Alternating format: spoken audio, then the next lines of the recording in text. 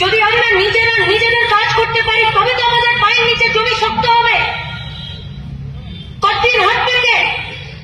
যতদিন সরকারের পকেটে পয়সা ততদিন তো হাত পেতে টাকা। সরকারের ঘরে পয়সা আসাটা কি এক জায়গায় থাকছে? পশ্চিমবঙ্গে ভারতবর্ষের প্রতিটা বাজেটে দেখা যাচ্ছে না যে লোনের পরিমাণ বাড়ছে? পশ্চিমবঙ্গের ভারতবর্ষের সরকার প্রত্যেক দিন ধার নিয়ে দেশ চালাচ্ছে।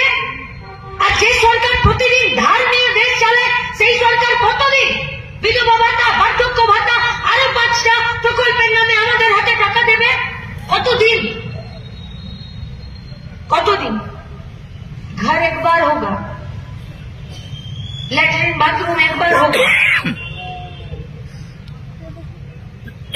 मासे 1000 টাকা একবার আসবে।